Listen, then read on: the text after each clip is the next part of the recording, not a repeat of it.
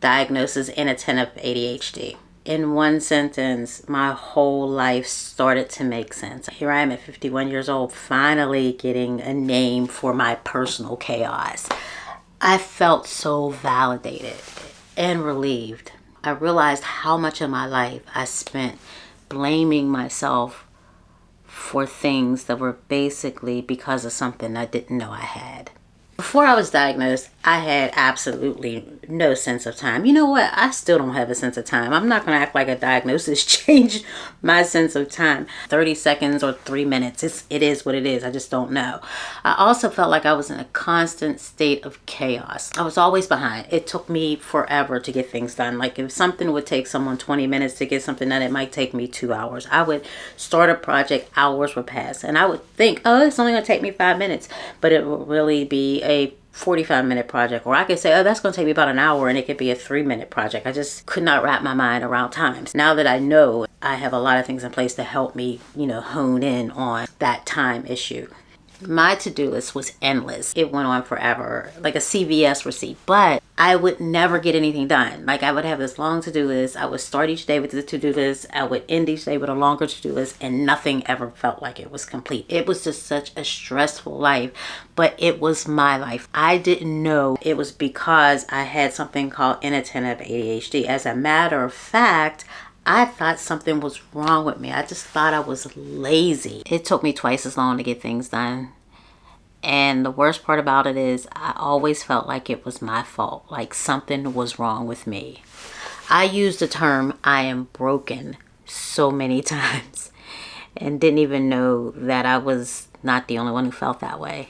To be honest, by the time I got that email, I already knew I had ADHD, because in true ADHD fashion, I had went down the rabbit hole and learned everything there was to know about inattentive ADHD while waiting to get the diagnosis from the psychologist. It was validating to see the diagnosis, but it still shook my heart. It did something to me that I can't explain. I remember feeling so seen, so understood, so not alone. But that also turned to a little grief, because I grieved for the little girl who was punished for always being unorganized with papers everywhere and not able to start her homework on time. I grieved for the teenager where teachers just thought I was lazy. I mean, everyone knew I was smart. I was definitely intelligent, but I was like labeled lazy, and that hurt.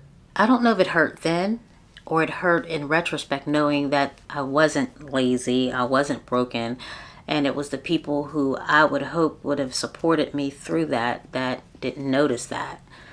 I don't know. And then my coworkers who never gave me grace. I've had coworkers who have said some things to me because I would work late 2 nights a week just to get caught up. And no one else had to do that. And then my coworkers would make smart aleck remarks.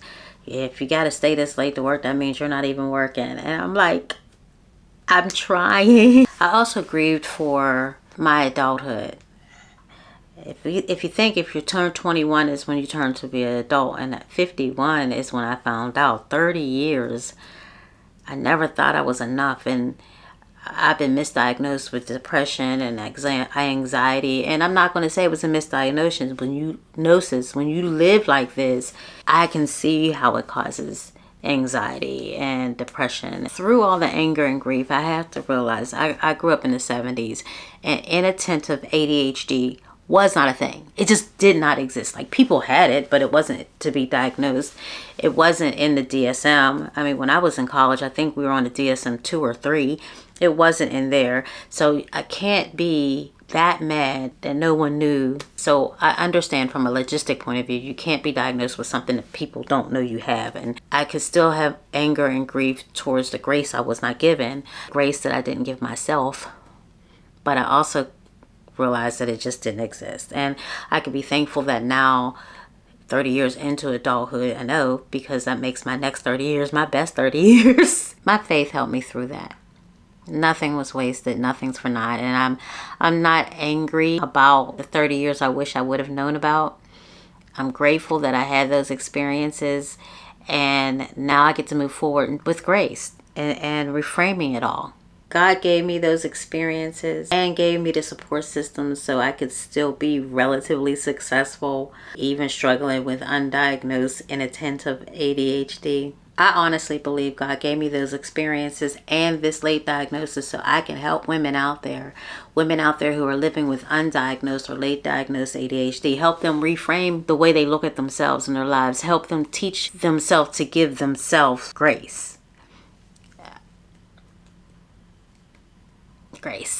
I've learned that when that Erica chaos starts to come, it's time to reframe and reset.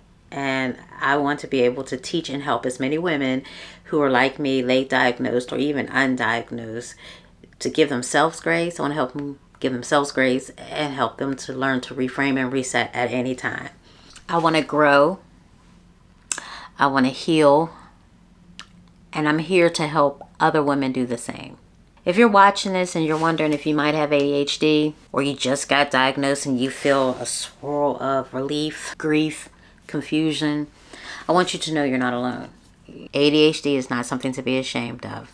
ADHD is something to understand, manage, and find grace within.